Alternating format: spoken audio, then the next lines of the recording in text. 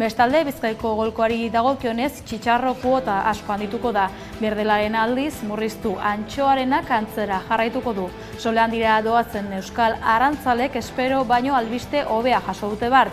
Europako batzordeak legatz kuota ehuneko 30 murriztea proposatu zuen hasieran, baina azkenean ehuneko 20 bakarrik murriztuko dute. Izan ere, hango legatz kuota oso garrantzitsua da euskal portuetako arrantzalentzat.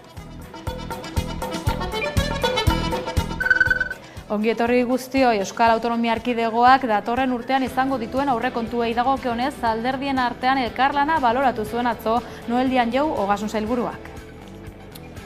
Eusko Alderdi Jeltzalearen eta Alderdi Sozialistaren lan eta ekarpenak publikoki eskertu nahi ditut.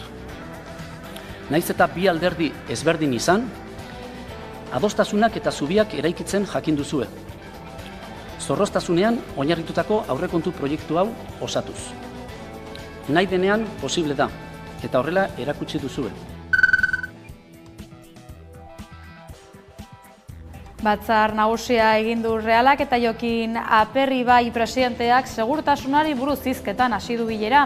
Istilurik ez izateko asmoz, segurtasun neurri gehiago ari direla hartzen iragarri du. Ostera, Maia Zabarteren senarrak klubaren jarrera salatu du eta Aperribaik adierazi du erantzukizunak eskatu dizkiotela ertzaintzari.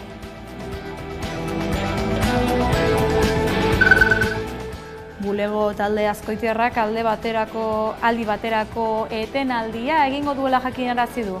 Musika taldeak ez duala ere bere musika ibilbidea betiko amaitutzat emango, izan ere oraingoz oholtzetatik urtebete baino gehiago aldenduko direla adierazi dute taldeko kideek. Pasa berri den Durangoko azokan euskaraldiari doinua jarriko dion abestia aurkeztu zuen Bulegok.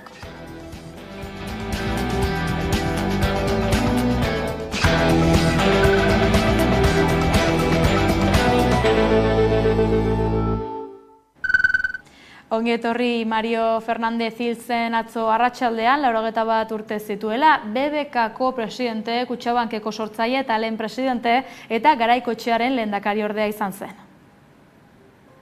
Mario Fernández hilda 81 urte zituela.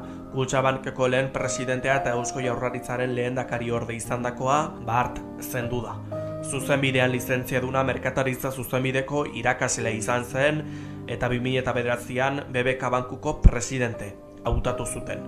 Berak gidatu zuen Euskal Autonomia Erkidegoko 3 kutxen bate egitea eta 2012an Kutxabank sortu zuen eta presidente izendatu zuten 2014ko azaroan dimisioa eman zuen arte. Aurretik BBVA bankuan ere ibilitakoa zen eta Carlos Garaikoetxearen lehendakariordea izan zen 1982tik 85era eta transferentzien batzorde mistoko presidente ere izan zen 1984an legebiltzarkide hautatu zuten eta gobernuan jarraitu zuen 85ko urtarrilean kargua utzi zuen arte. 2018an Auzitegi Gorenak ukatu egin zuen Mario Fernándezek aurkeztutako kasazio helegitea eta ondorioz berretsi egin zuen 2017an Bizkaiko Lurralde Auzitegiak ezarri zion 6 hilabeteko kartzela zigorra bidegabeko jabetza leporatuta. Mario Fernández heriotzak hainbat erreakzio utzi ditu, horien artean Imanol Pradales Eusko Jaurlaritzako lehendakariak adierazi du autogobernuaren garapenerako funtsezko pertsona izan zela. 2025ko Euskal Autonomia Erkidegoko aurrekontuen harira atzo Gasteizko Legebiltzarrak ez zituen onartu Sumarrek, PPek eta Voxek aurkezturiko osoko zuzenketak. Bien bitartean, Eusko Jaurlaritza eta EH Bilduren arteko eztabaida aurrera doa zuzenketa partzialak gauzatzearen bidean.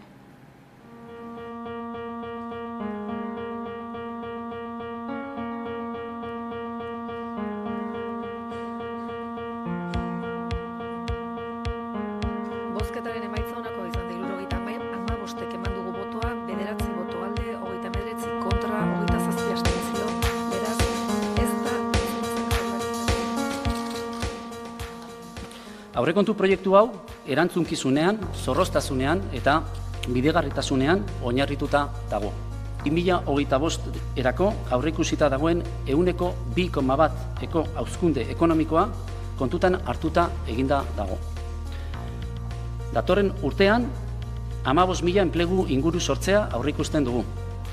Baita langabezia tasa 7%, kokatzea eta barne produktu gordin nominala 6,3 haztea ere. Jarraitu dezagun adostasunaren aldeko jarrera hori indartzen. Hori da euskal gizarteak denoi eskatzen diguna.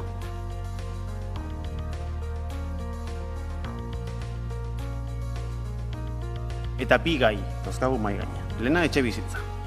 Bigarrena lanbide arteko gutxieneko soldata. Esan da eta ados nago EH Bildu mugitu da eztabaida hontan. Ados nago horrekin, orain gobernuari tokatzen zaio mugitzea. Eusko Alderdi Jeltzaleak erabakitzeko eskubideaz mintzatzeko aukera izango du martxoan gauzatuko duen batzar nagusian.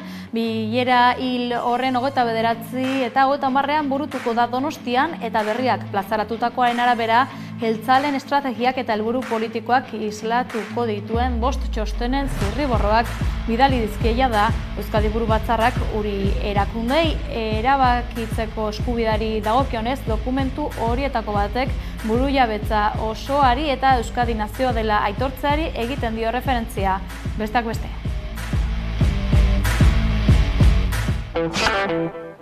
Nafarroan, Fernando Domínguez Osasun Kontseilariak lurraldeko osasun sistemak huts egin dezakeela ohartarazi du, baldin eta osasun legearen aurreproiektua aurrera irtengo ez bada.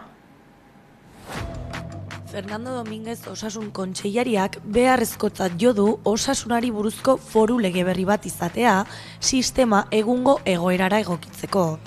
Ezer egin ezean, Nafarroako osasun sistemak porrot egingo duela argi utziz. La Ley de Salud, que actualmente está vigente en Navarra, data de 1990 y ha cumplido con creces su cometido, pero la sociedad ha cambiado y evolucionado y en poco se parece a la de hace ya 34 años.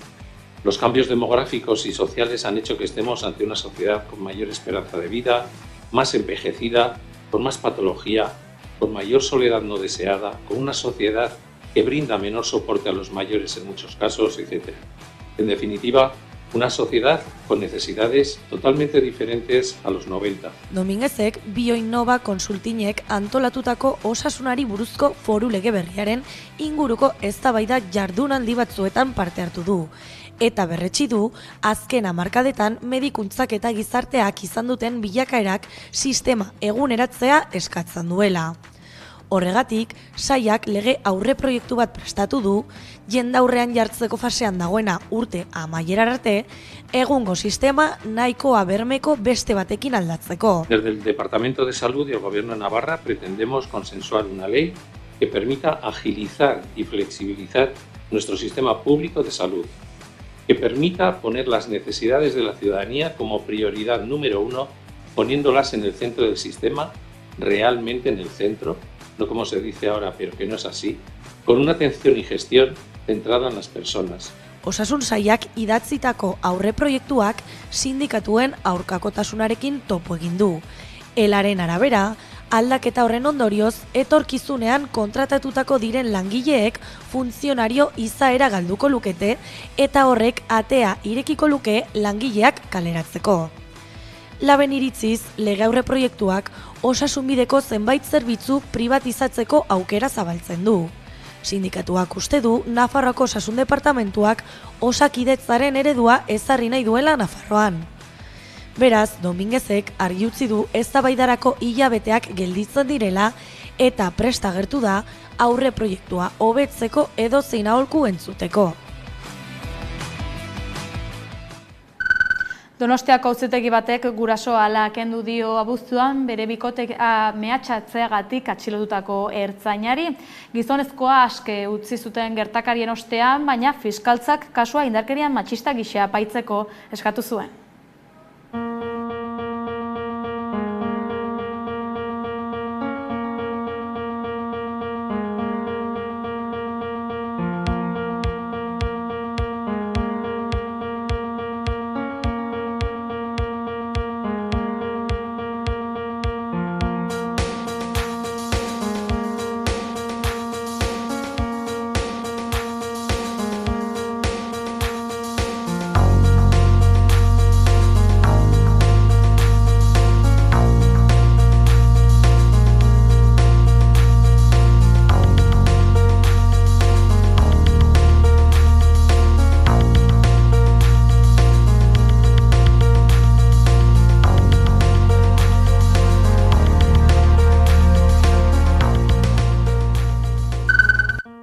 Atzo arratsaldean mugimendu feministak antolatuta elkarretaratzea gauzatu zen Errenteria eta Lezo elkar banatzen ditu Renfek geltokiaren parean, ezagutzera emandako azken indarkeria matxista kasua dela eta larunbatean Eusko Jaurlaritzako Segurtasun Sailak jakinarazitakoaren arabera 23 urteko gizonezko bat atxilotu zuten inguru horretan bikotekidea eraso izanagatik.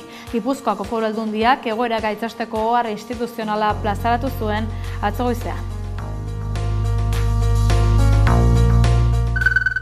Euskal Herriko Etxebizitza Sindikatuak manifestazio nazionala gauzatuko du Bilbon datorren abenduaren 14an. 220 eragilek jada deialdia babestu dutela jakinarazi zuten atzo goizean egin zuten agerraldian. Larunbaterako manifestazioa deitu du Euskal Herriko Etxebizitza Sindikatuak, etxebizitza eskubidea bermatu, negozioari ez lelopean.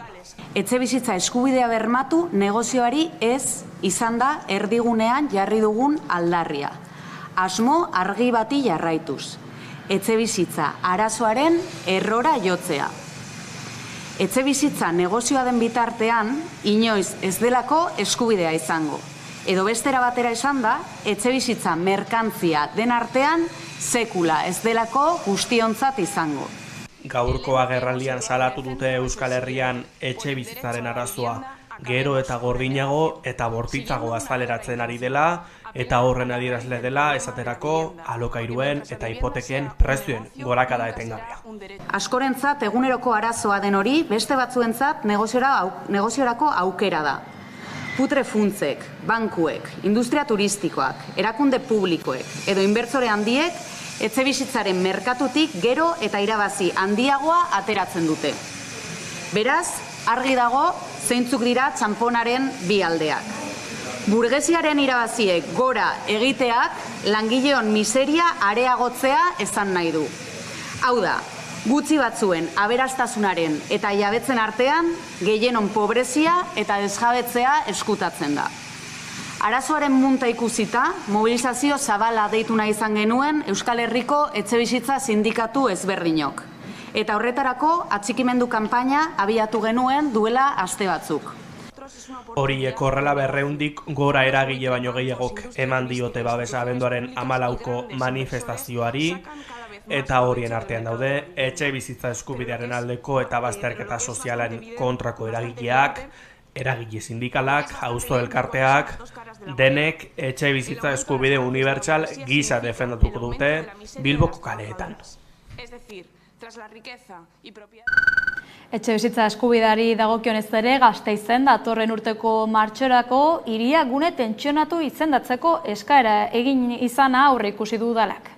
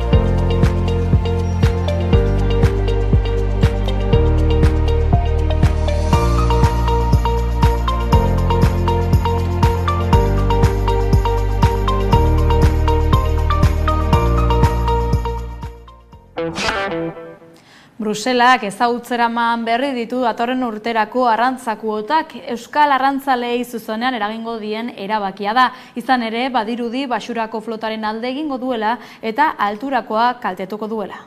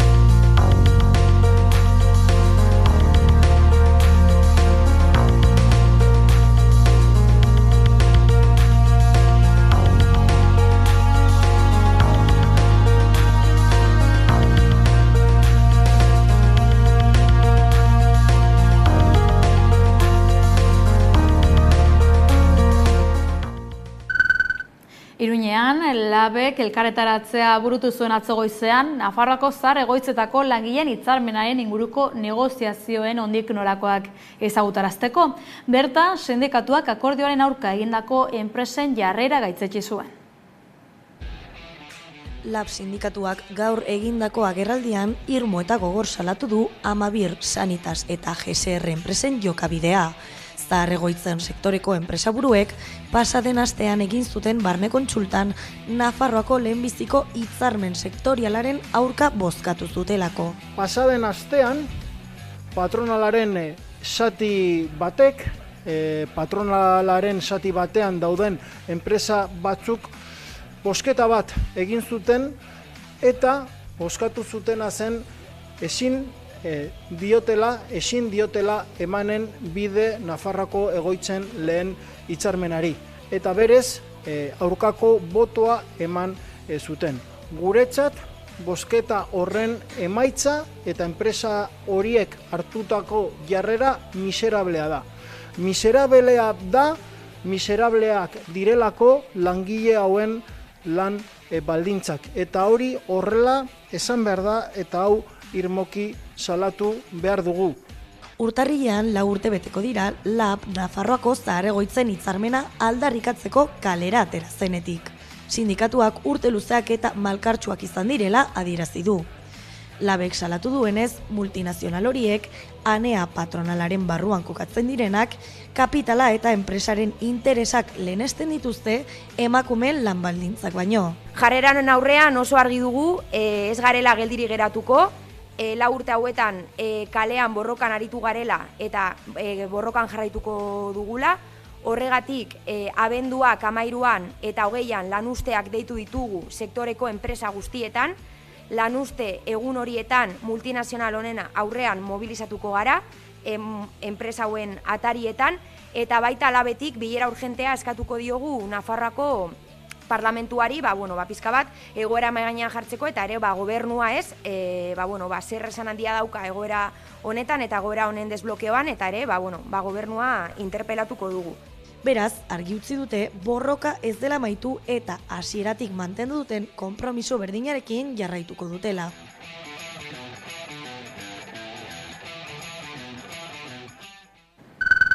Iruñan ere atzo traktorada burutu zuten hainbat nekazarik, 50 traktorik parte hartu zuten Semilla Ibelar elkarteak deituriko ekimenean Europar Batasunak eta Mercosurrek sinatutako merkataritza libreko akordioaren inguruan protesta egiteko asmoz.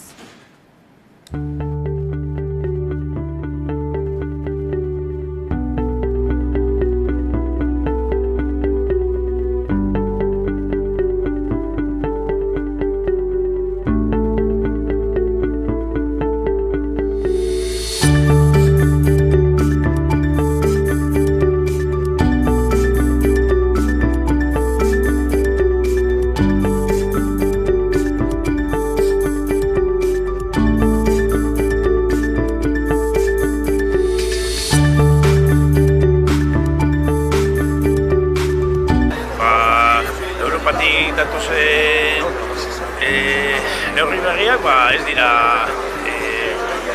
oso atsegingarriak lehen sektorearentzat, eta lehen sektoreari baldintza horreken mejoratzen ez badira. Nazioartean, Latinoamerikari dagokionez Mercosurrek Europar Batasunarekin hitzartutako merkataritza librerako akordioaz eta Bolivia eta Mexikoko hainbat kontuz mintzatuko da gure kolaboratzaile Bero Satrustegi. Entzun. Europar Batasunak eta Mercosurrek merkataritza akordio bat sinatu dute mugarri izanen dena bi eskualdeen arteko harremanetan EFE agentziak jakitera eman duenez. Bi eskualdeen arteko harremanak 85ean hasi ziren eskualdeen arteko lankidentzako akordioarekin. Prozesua baina oso motela izan da desberdintasun politikoengatik. 2019an hasierako hitzarmen bat lortu zen, baina honek ere hautsak harrotu zituen Europar Batasuneko kideen artean, ez baitzegoen adostasunik batez ere ingurumen, nekazaritza eta jasangarritasunarekin erlazionaturiko oinarriei eta estandarrei dagokienez. Europatik zorrozki begiratzen zitzaion Mercosurreko herrialdeek beren baliabide naturalak babesteko politika eskasiari, batez ere Amazoniako baso soiltzeari dagokionez. Iritsi dira baina, akordio batera, hitzarmen honek munduko merkaturik handienetakoa hartuko du. Europar Batasunak gehien esportatuko dituenak garraio materialak, farmazia produktuak eta automobil piezak izanen dira. Mercosurrek bestalde abereak eta pentsuak esportatuko ditu, bai eta petrolio produktuak eta produktu mineralak. Hala ere, gehiago luzatu daiteke akordioa oraindik Europar Batasuneko eta Mercosur osatzen duten herrialde guztiek onartu behar baitute. 2024an Boliviako gobernuak ia bikoiztu egin du konfiskatutako kokaina kopurua iazko datuekin alderatuta. Halaxe jaso du Maria Silvia Trigo kazetariak Infobae komunikabidean. Segurtasun ministroaren hitzetan inoiz ikusi gabeko zenbakiak dituzte eskuartean. Aurten, 88 laborategi eta 63 tona kokaina klorhidrato suntsitu dira. Goranzko joera duten datuak dira, iaz, 2023an ia 33 tona kokaina konfiskatu baitziren. Infobaen Gabriela Reyesen hitzak jaso dituzte, berak kriminologoa eta herritarren segurtasunerako eta drogen aurkako Boliviako behatokiko zuzendari ohia da. Eta honek argi dio, nazioartean badakalkulu bat esaten duena estatuek merkatuan dagoen kokainaren 10% baino ez dutela konfiskatzea lortzen. Eta beraz, geroz eta kokaina gehiago konfiskatu, horrek esan nahi du orduan eta kokaina gehiago dagoela merkatuan. Impunitatean eta merkatuan dagoen kokaina kopuruan jarri beharko litzatekeela fokua dio. Nazioarteko trafikoan dabiltzan erakundeek estatuaren babesa dutela adierazi du Gabriela Reyesek, izan omisioagatik, gelditasunagatik edo besterik gabe babesagatik. Argi baitio Reyesek, narkotrafikoak ez du soilik botere ekonomikoa behar. Botere politikoaren laguntza ere behar du aktibo jarraitzeko. Mexikon badago desagertuen eta gerra zikineko desplazatuen emazte eta seme alabak deituriko kolektiboa herrialdeko guda zikinean sortu zena. 50ko hamarkadan hasi zen guda eta 80ko hamarkadaren bukaerara arte iraun zuen. Mexikoko estatuaren aurkako oposizio politiko eta armatuaren mugimenduak desegiteko errepresioa baliatzen zuen armadak. Kolektiboko kideek adierazi dutenez, Mexikoko armadak 77. eta 84. urteen artean gutxienez 600 pertsona desagerrarazi zituen. 70ko hamarkadan desagerrarazi zituzten 5 nekazariren gorpuak euren familiei bueltatu zaizkie, Guerreroko Kuadratin komunikabideak jaso duenez. 50 urte igaro zuten nekazari hauen gorpuek Guerreroko hobi klandestino batean 2023an atera zituzten arte. Orain, esan bezala, identifikazio prozesua amaituta familiei bueltatu zaizkie. Familiek, gorpuzkiak jaso ondoren, EFE agentziak argitaratu duenez, desagertuen hilkutxekin protesta egin zuten Guerreroko estatuko Txilpazingo hiriburuan, justizia eskatzeko Mexikoko armada jotzen baitute erantzuletzat.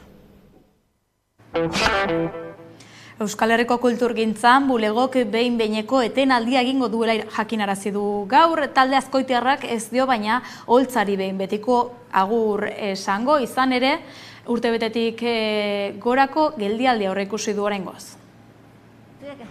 Sare sozialetan argitaratutako bideo baten bidez iragarri du bulego taldeak 2026an ez duela kontzerturik emango. 2026 urtean ez dugu kontzerturik eskainiko, lan berrietan eta zentratuta egongo gara. Lan berrietan zentratuta egon nahi dutela diote, eta horregatik agur kontzertu bat iragarri dute hurrengo urteko azaroren 9 Bilboko Euskaldunan. Euskalduna jauregian, agur ospakizun modukoa, geldialdiaren aurretik. Kontzerturako sarrerak abenduaren 12an jarriko dira salgai, goizeko 8:00 aurrera euren web orrialdean.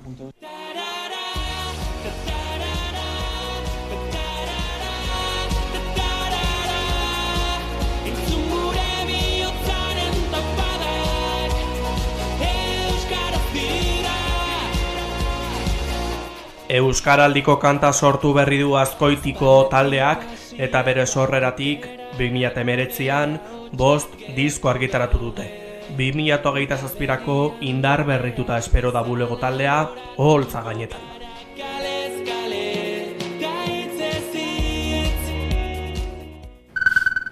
Berrogei minutu jaialdiak badu jada datorren urterako kartela, musika festa datorren otsailaren 15 ospatuko da indarrak batuz askatasunerantz lelopean.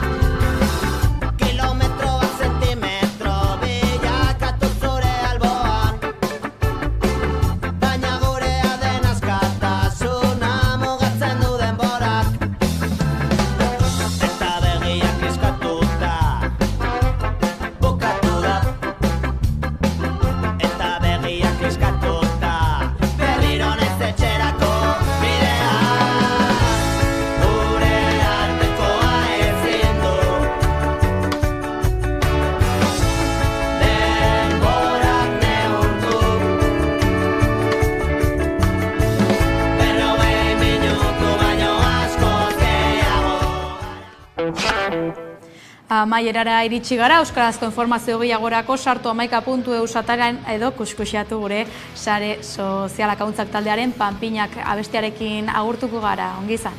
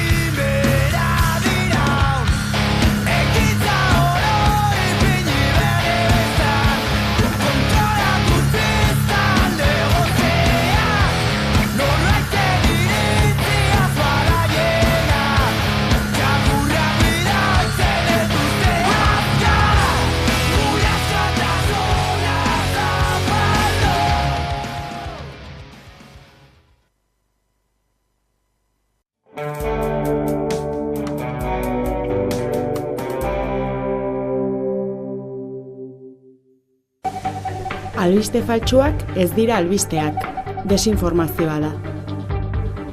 Iturria bilatu. Nork esan du? Nork argitaratu du?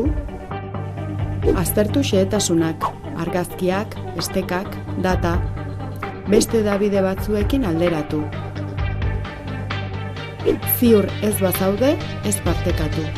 Faltsua dela egiaztatzen baduzu, abisatu bidali dizunari. Albiste faltsuak ez dira albisteak, desinformazioa da. Komunikazio arduratsuak gure kultura digitalaren parte izan behar du.